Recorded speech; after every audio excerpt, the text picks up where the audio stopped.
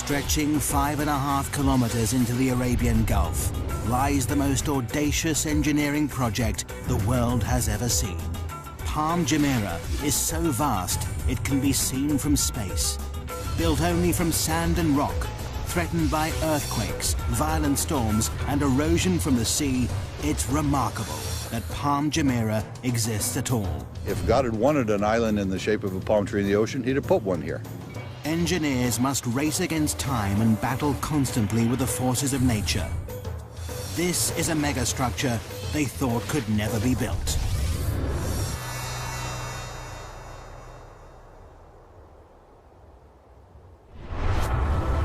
August 2001. The Arabian Gulf is a massive activity. Dubai is building one of the biggest man-made islands in the world. Engineers have a daunting task ahead of them because this is a construction like no other.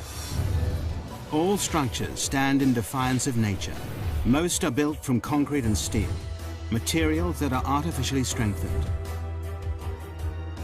But this massive island is being constructed out at sea using only natural materials, sand and rock.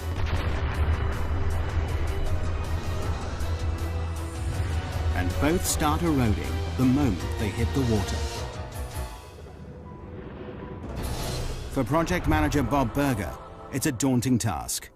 Any construction is in defiance to nature, and this is an extreme example of that. Every day, we're trying to prevent the destruction of what we built. The Middle East, Dubai, the jewel of the Arab world. A kingdom built on the profits of its oil reserves. This tiny emirate, twice the size of London, is one of the richest places in the Arab world.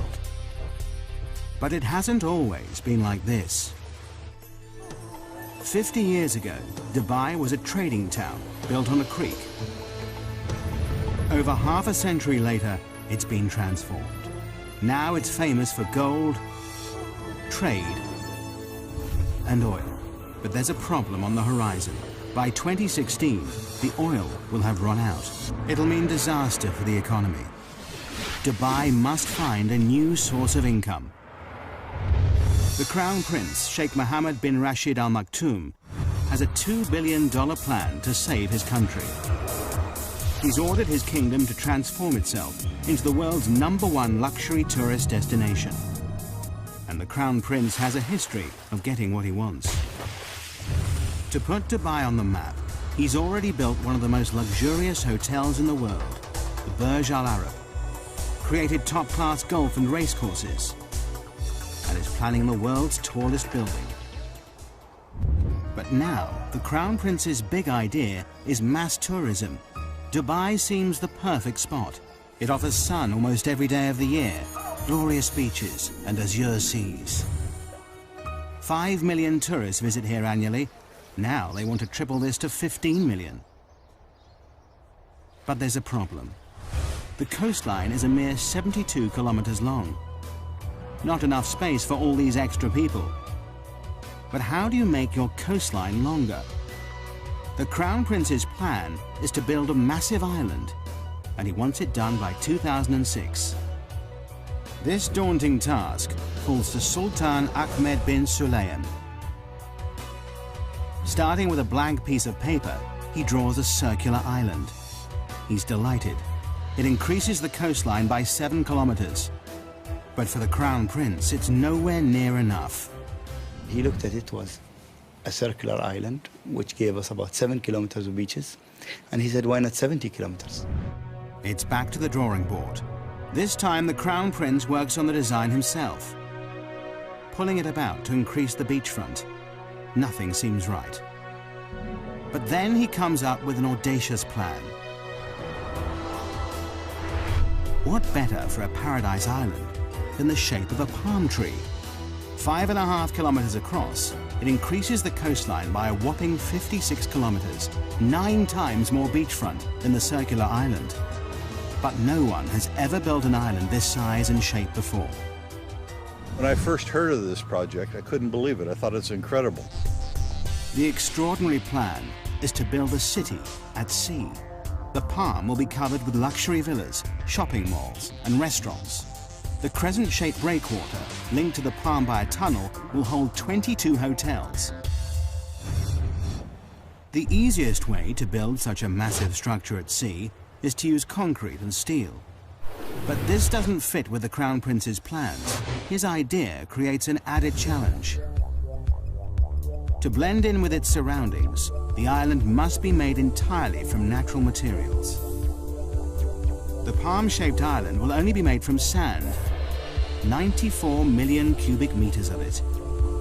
All that protects this from the sea will be a breakwater, 5.5 million cubic meters of rock.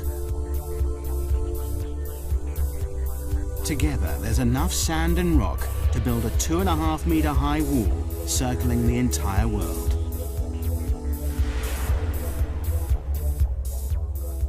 This may be the only place in the world where something like this could be done, to have the vision and then the courage to carry it through. To make this audacious plan a reality, Dubai needs the best engineers on the planet. A worldwide search leads to Northern Europe and Holland. Experts in land reclamation, the Dutch have increased Holland's landmass by 35%. The Dutch team are immediately booked for the job. The first thing they must prove is that it's possible to build an island out in the Arabian Gulf and that it'll stay there. They know the only way to keep the island in position is to surround it by a breakwater. But just how big does this sea defense need to be? To find out, the searchers must calculate the strength of Dubai's storms, the height of the waves and tidal surges, and what effect global warming will have in raising the sea level.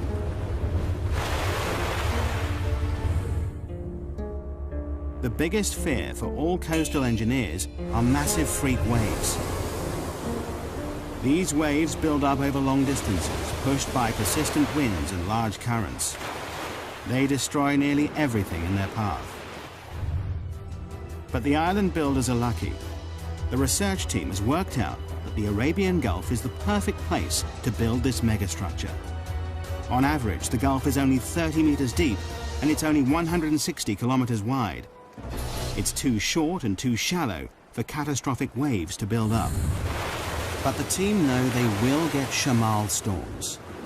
Every winter, these intense northerly storms bring high winds and 2-meter waves that will batter the structure. The searchers must also factor in the worst-case scenario, the storm that hits once in 100 years.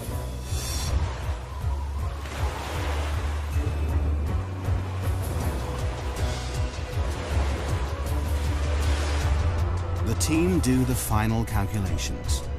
To protect this fragile island, the breakwater must be at least 3 meters high above the waves and 11.5 kilometers long. But just when the engineers thought they were ahead, they're given another challenge. The developers in charge of this megastructure want to start construction immediately, before the research is complete. It's a huge gamble that could come back to bite them. If they haven't got it right, the whole structure might be washed away. As well as starting before they're ready, the engineers must perform a miracle.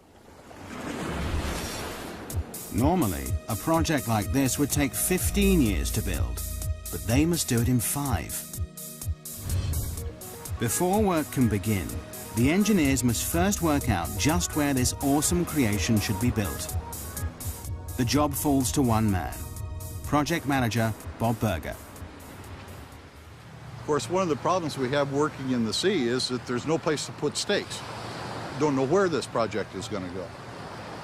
So what we did, we were requested by His Highness Sheikh Mohammed to know where this island is going to be. We marked off the center of our plot. I stood there, the very first one, right in the edge of the water. My arms down the beach each way, closed my eyes. This is the center line of the project. An engineer puts stakes in that line, and that became the center point of the entire project, just like that. August 2001, the breakwater construction team take to the sea. They've only 2 years to build this massive 11.5 kilometer sea wall. But just as they get started, disaster strikes. September the 11th, 2001. The World Trade Center in New York is attacked in a brutal act of terrorism. Overnight, tourism to the Middle East stops. But work has already started on the Palm Island. Will millions of dollars and months of research all be in vain? September 2001.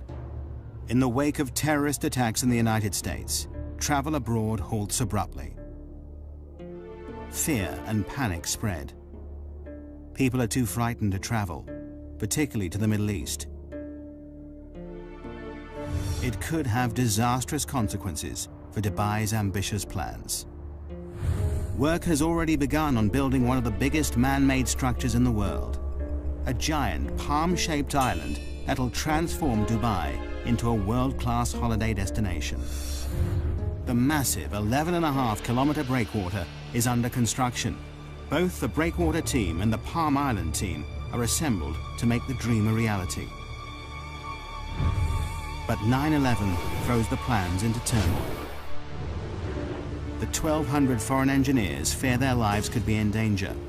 They make contingency plans to leave the country. In the meantime, they're advised not to go into Western hotels and bars. Business slumps. Beaches are empty. Restaurants deserted. No one wants to be here. For 3 months, Dubai grinds to a halt. The sun is setting on the Middle East's tourist industry. But the job must carry on, whatever the political climate. The oil reserves are running out. The Crown Prince stands firm. The developers are now committed to the build. Millions of dollars have been spent hiring the world's top reclamation engineers. They've worked on huge projects, like Hong Kong's Chek Lap Kok Airport, Holland's North Sea Wall, and Singapore's Industrial Centre. But no one has reclaimed a structure this size or shape before.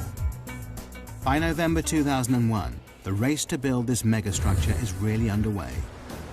9 barges, 15 tugboats, 4 dredgers, 30 heavy land-based machines, and 10 floating cranes are needed to construct the massive seawall. For the breakwater team, their first step in this awesome challenge is to build up the sea floor. 3 massive dredgers take up a thin layer of sand from the barren seabed nearby. Then they dump this sand in a layer up to 7.4 meters thick. This must be done while the sea is at its calmest. To keep it in place, barge loads of rubble are dropped on top of this.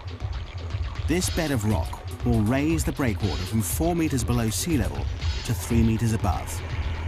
It's the beginning of the sea defense, without which the island cannot exist. The sloping layers take out the force of the waves as they hit the wall. But the sand and rubble layer is only the base, the core of the breakwater. What really creates the protection is the outer armor. For this, engineers need vast lumps of rock. Each piece of rock weighs up to 6 tons. It's these massive boulders that will protect the fragile island from the destructive force of the sea. But sourcing enough rock is an enormous task.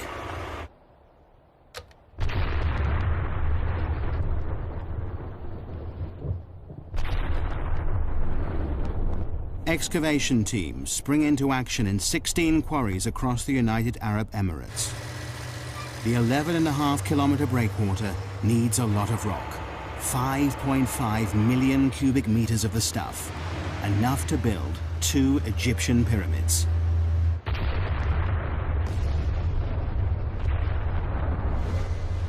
Rock is blasted out of the mountains night and day. Loaded onto dozens of lorries, it begins the arduous journey to the coast.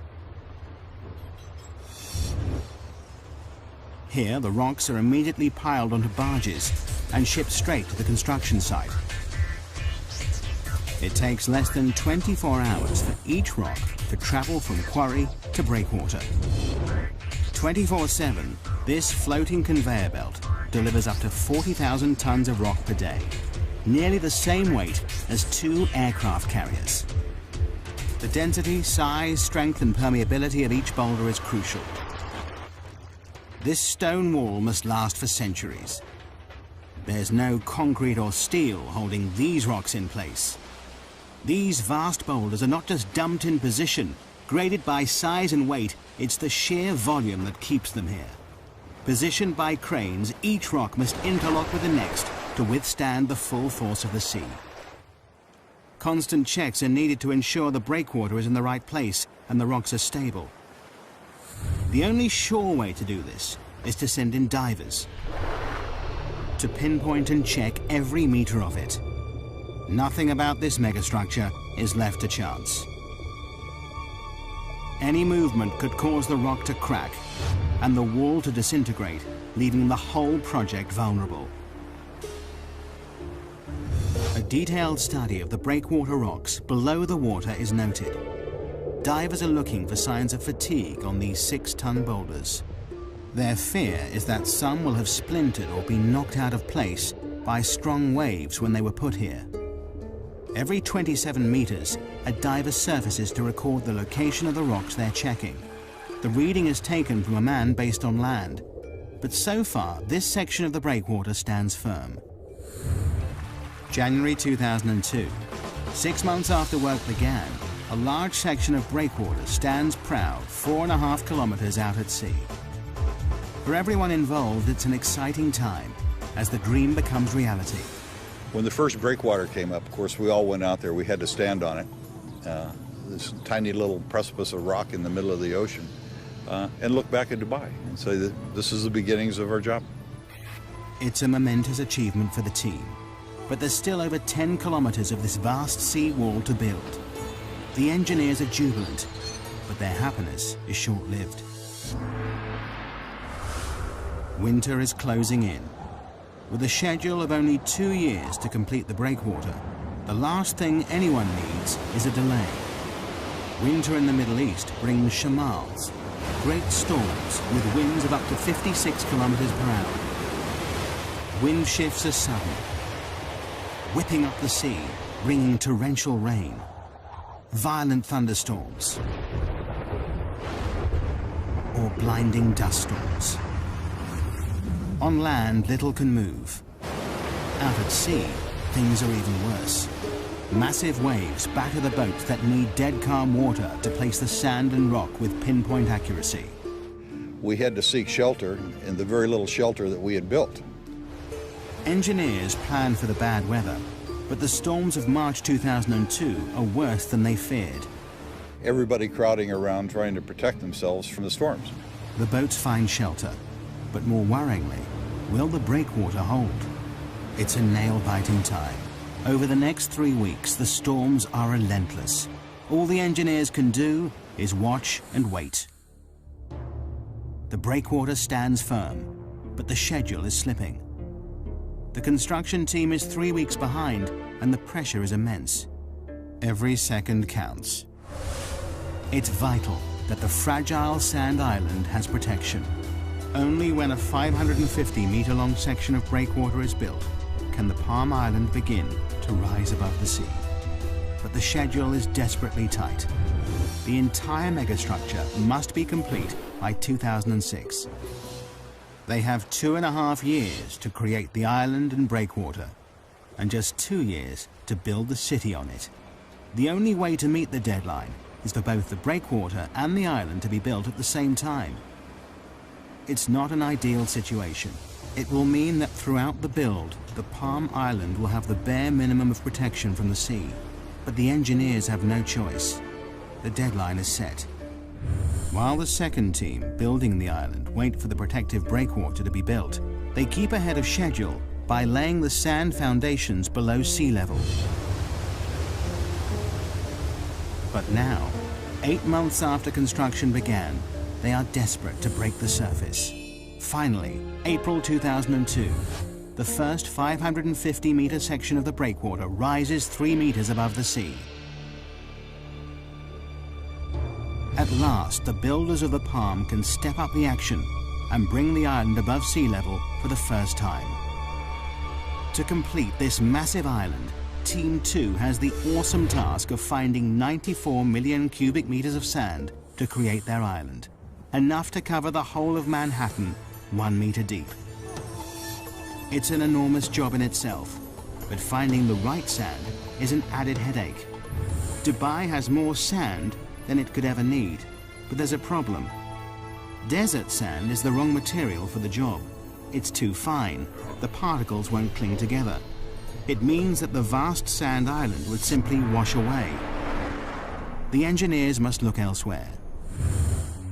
The best sand for the job is found 6 nautical miles out at sea. This sand is much more suitable. It's coarse, packs densely, and is more resistant to wave impact. They will dredge sand from the Gulf seabed.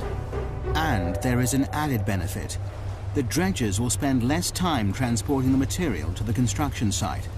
In just 3 hours, a dredger travels to and from the site, scoops up the sand, and sprays it into position.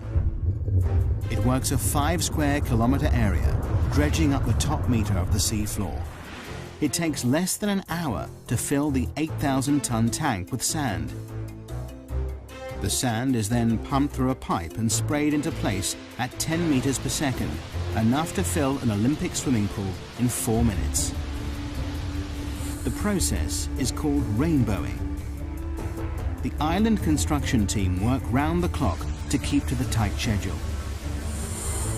Night and day, the island grows bit by bit. The rainbowed sand builds into a sandbar, rising up to 4 meters out of the water. But for the engineers, there are mixed feelings. Is the shape of the island progressing as planned? There's great excitement, and there was great anticipation and a little bit of fear. Is it in the right place? With doubt cast over the construction, Dubai has a trick up its sleeve. 676 kilometers up in space. Dubai has access to the only privately owned satellite in the world. It's so powerful, it rivals those of the Russian and US military. The satellite, IKONOS, orbits the Earth, taking pictures that prove the island is totally on track, so far. It also means the Crown Prince can keep a close eye on his pet project. August 2002, a year in, and the island team is ahead of schedule. 8 kilometers of the breakwater stands firm. 8 palm fronds break through the azure seas. But it's a grueling and difficult process. Rainbowing is a common operation in land reclamation. But this is no ordinary reclamation project. There is no mold for the palm shape and no fixed points to get bearings from. The unique shape makes it a nightmare to build because the whole design relies on accuracy. This enormous structure has 56 kilometers of waterfront and almost all of it is curved. To make things more difficult, it's impossible to tell from the ground if the sand is falling in the right place. The only way to complete this task is to use state-of-the-art technology. Prior to GPS, we couldn't have done this job.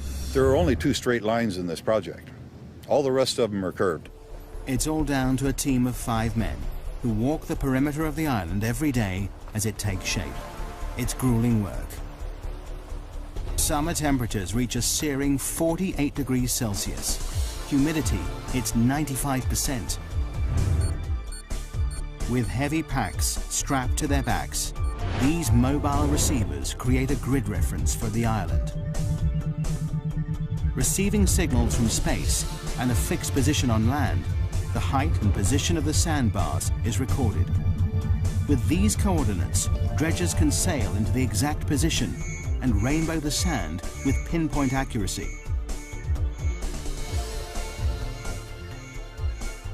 Only by using state-of-the-art GPS technology can this awesome megastructure take shape. As the world watches, the Palm Island becomes a reality. At the same time, faith in this tiny emirate is restored. Post 9/11, Dubai emerges as a safe haven in the Middle East. The beaches fill up again. Business resumes. The Crown Prince's gamble to continue construction has paid off. But there is still a deadline to meet. The island must be built by 2006. Coordination between the 2 teams, one building the breakwater and the other reclaiming the sand island, is crucial. If they don't work in perfect synchronicity, the whole project could be thrown into jeopardy. If the breakwater progressed too quickly, it would cut off access for the reclamation contractor. If the reclamation went too quickly, then it would be at risk for the storms. We couldn't let one get ahead of the other in any way. It's a delicate balance, but a year into the project, and incredibly, work is on schedule.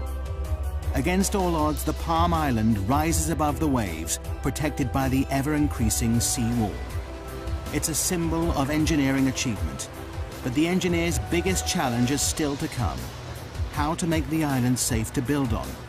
The majestic Palm Island is only made from sand, but sand is unstable and highly susceptible to the movement of water around it.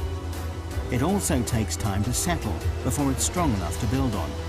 But this awesome structure will support a city of 120,000 people, and their safety relies on firm foundations.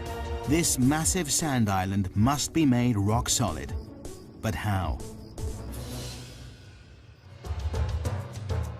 October 2002. Dubai is building the world's most audacious engineering project in the Arabian Gulf. A 5.5-kilometer island in the shape of a palm tree, made entirely out of natural materials. A year into the build, and 2/3 of the breakwater is complete. 8 kilometers of massive rocks piled 3 meters above the waves, backed by 200 meters of beach that will eventually carry 22 hotels. Behind this sea defense, the first 9 palm fronds made of sand rise above the water. Dredgers spray sand from the seafloor, a process called rainbowing, to create the first half of the 5.5-kilometer island. But building a man-made structure in the middle of the sea with only rock and sand throws up challenges every step of the way. The team constantly battle with nature as the sea erodes the work they do. We worried initially that we could actually do it, that we could place the sand where it should be, that we could place the rocks where they should be. The teams now race to finish the project.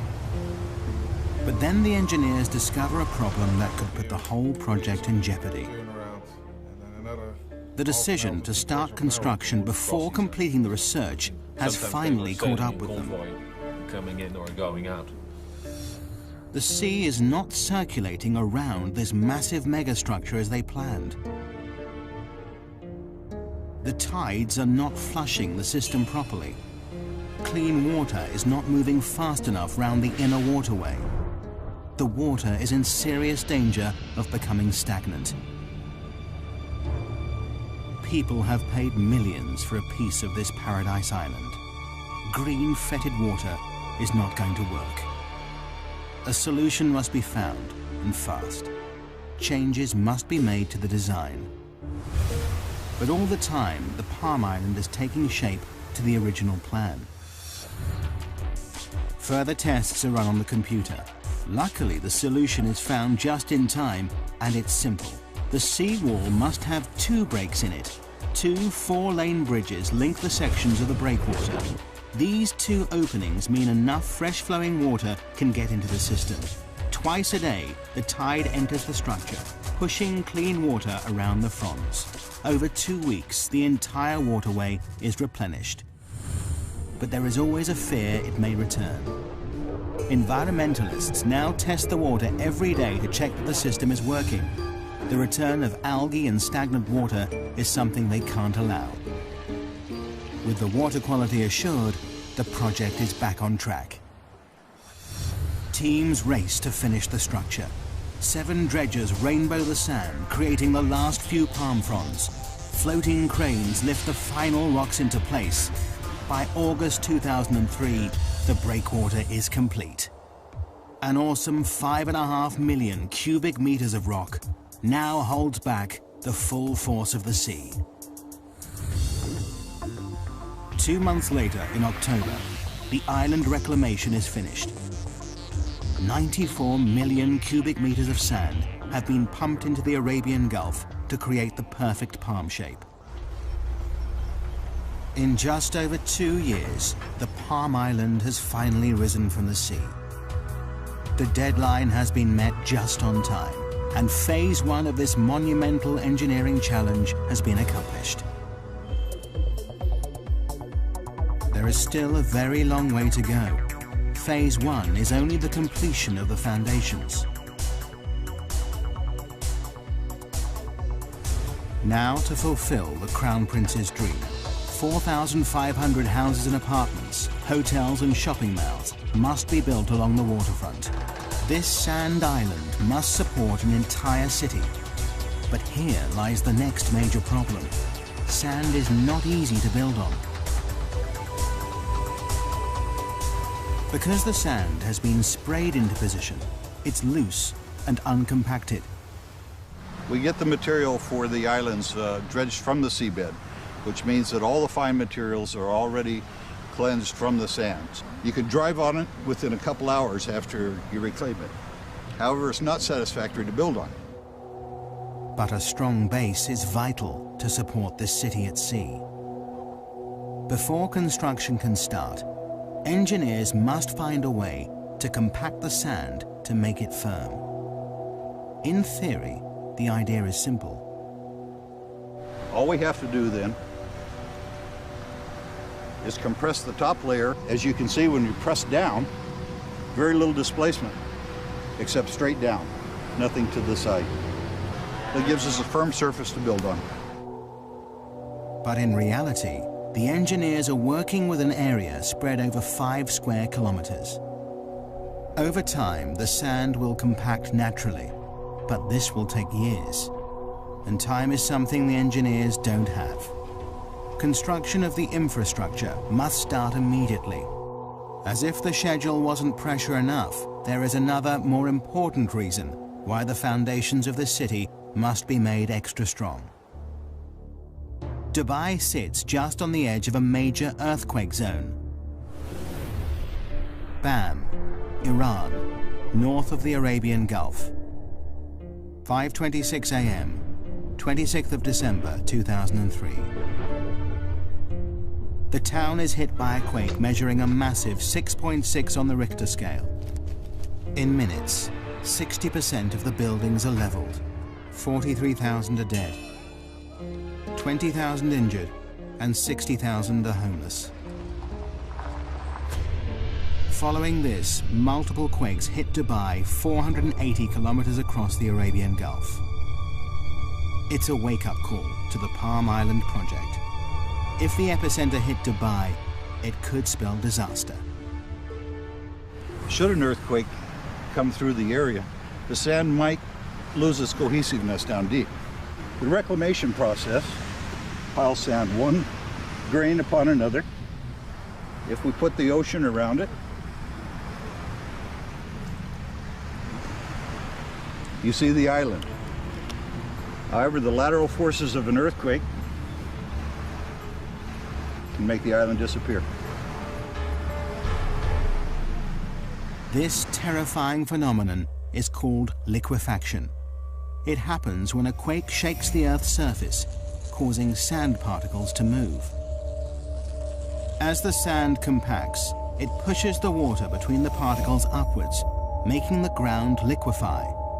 It means the island would sink back into the sea. This was terrifyingly evident in Kobe, Japan. In 1995, an earthquake measuring 7.2 on the Richter scale rocks the city. In seconds, the buildings are reduced to rubble. But in the harbor, events are very different. The force of the quake liquefies the reclaimed land the port is built on. Harbor buildings and walls literally sink into the sea, causing nearly $7 billion of damage. It's something they can't risk in Dubai. Before any houses can be built, Palm Jumeirah must be made strong enough to prevent it from liquefaction. The team work out they need to compact a layer of sand 12 meters deep, too deep to compact by normal road roller. The only solution is a process called vibrocompaction. January 2004. 15 machines work around the clock to firm up the land. Probes drill over 200,000 holes into the ground across the surface of the island. high-pressure water and air drives each probe deep into the earth. This shaft then vibrates, shaking the ground around it. The earth is compacted. It's a tried and tested formula. As the sand compacts and sinks, more sand is poured in until the area around the probes is rock solid. It takes the team 8 months to stabilize the 17 palm fronds, but it has to be done to ensure the safety of 120,000 people who will live and work here. March 2004, 2.5 years into the project, and Palm Jumeirah is ready to become a building site. Now thousands of trucks and cranes, tons of supplies, and 2,000 laborers descend on the island. This is the most complicated part of the project, the installation of the infrastructure, gas pipes, electricity cables, water supply, and buildings. In 2 years, they must build an entire city at sea. But have the developers set themselves a near impossible target?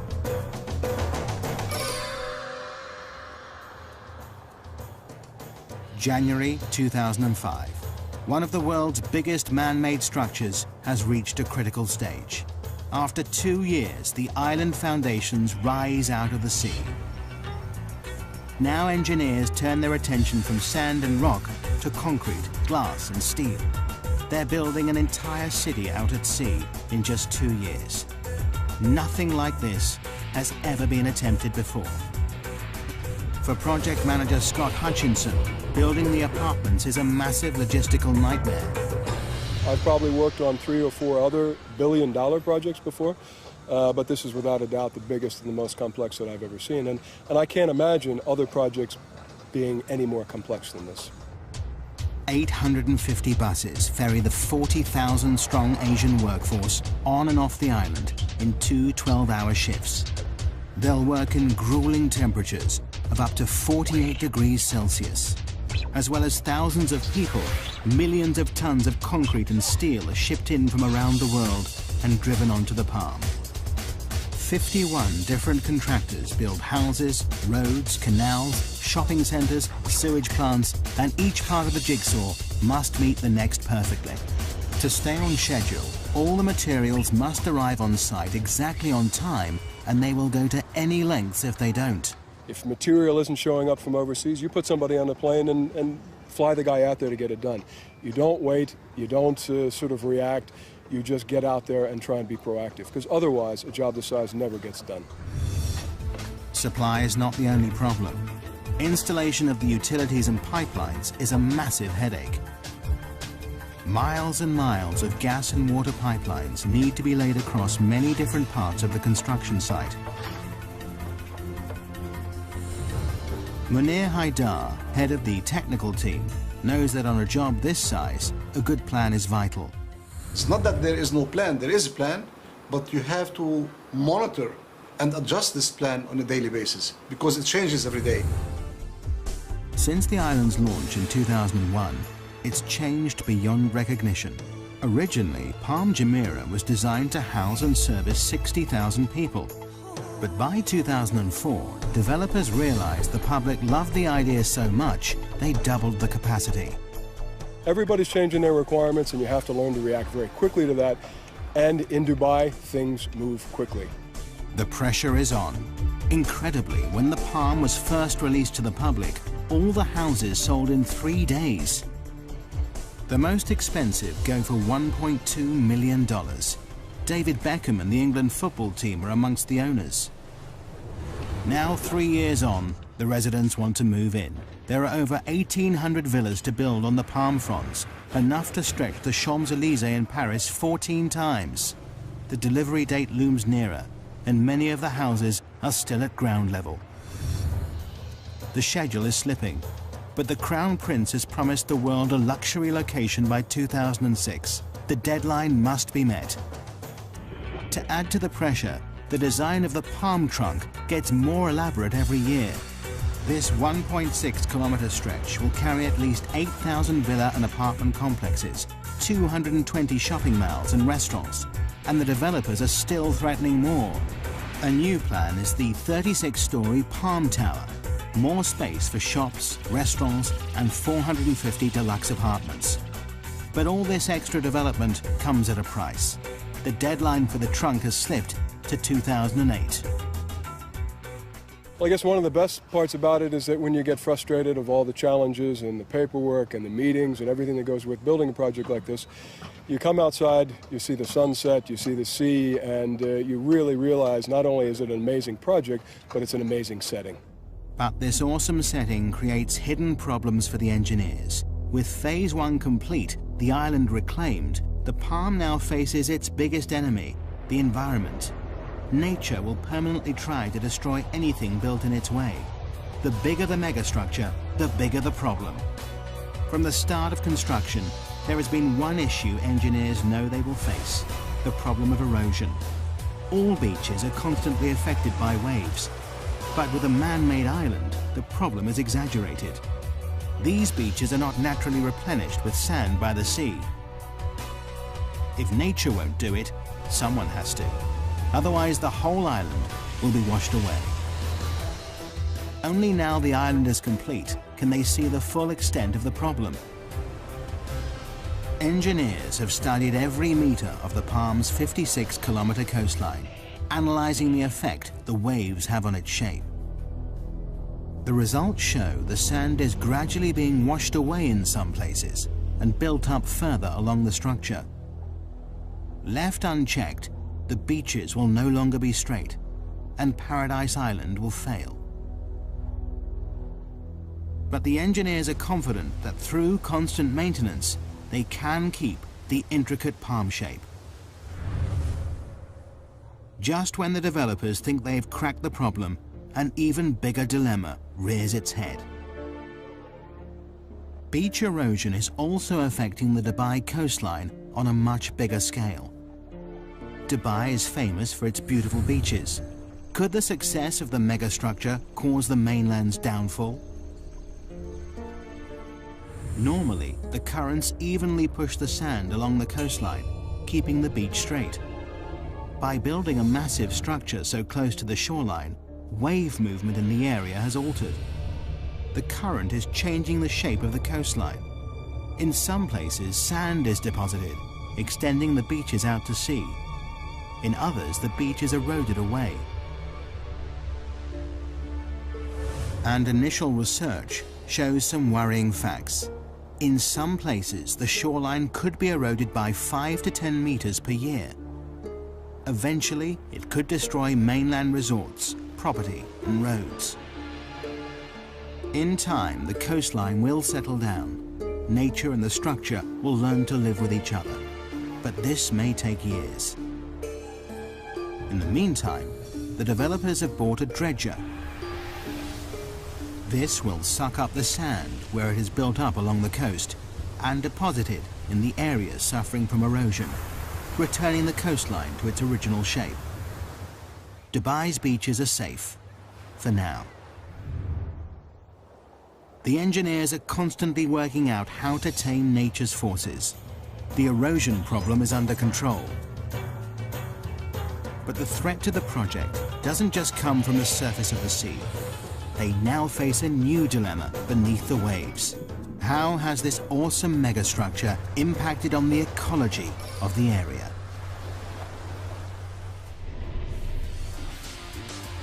August 2005. 4 years after the Palm project started, this audacious island stamps its mark on Dubai's coastline.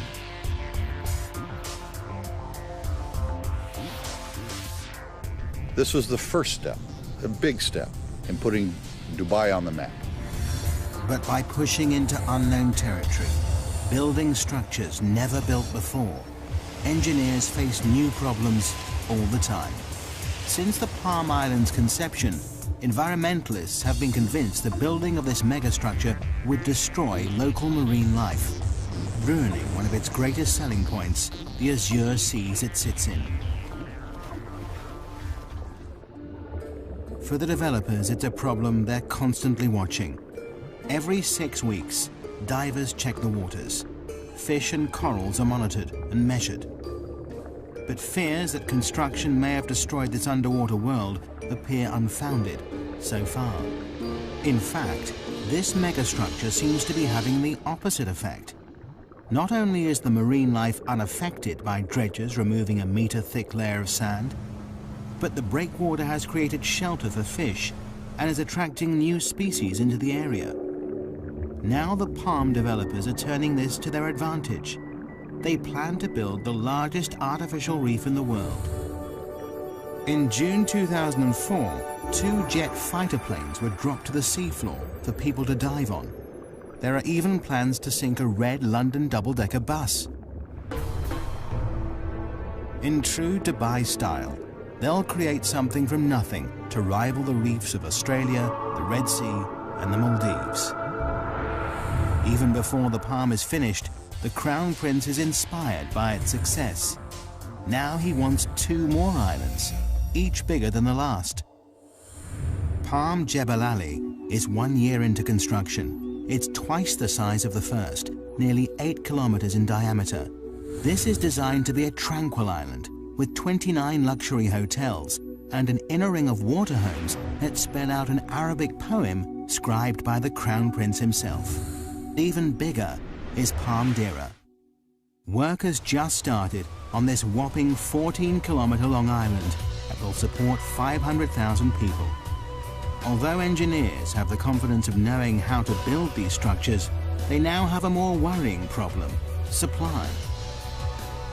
To raise this island from the sea will take 1,500 million cubic meters of sand, 15 times the amount needed to build the first palm. Could this outrageous structure fall at the first hurdle because of lack of materials? Dredgers are driven further out to sea in search of enough suitable sand.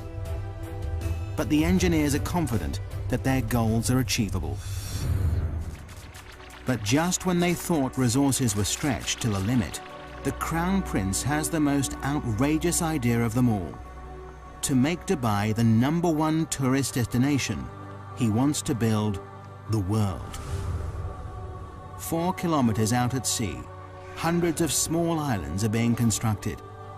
Seen from the air, these islands will take the shape of the continents of the world.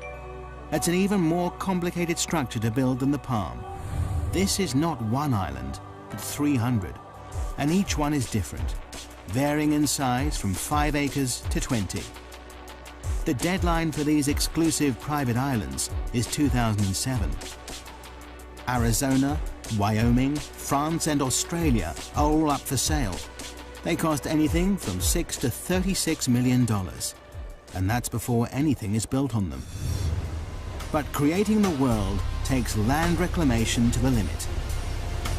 This archipelago of sandbars covers an area almost 7 kilometers by 9. Each island has to be built in exactly the right position to create the global look from space.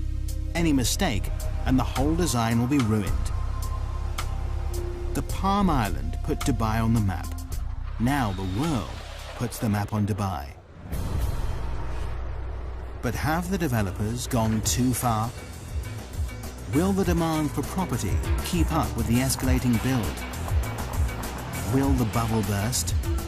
So far, 2 of the Palm Islands are completely sold out. A third of the world has been snapped up. But this still leaves a lot up for sale. But the developers are confident they see no end to the demand. Megastructures are the latest craze. To top all plans, in January 2005, they launched the Dubai waterfront. This claw-shaped landmass won't just stretch far out to sea.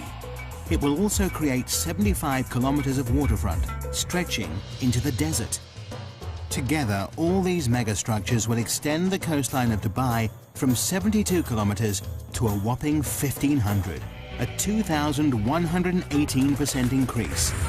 Meanwhile, the first Palm's construction team continues to meet the deadline of 2008. But the island stands here in defiance of nature, proof that engineers can and will continually push the boundaries of engineering technology. The Palm Island is truly an awesome megastructure.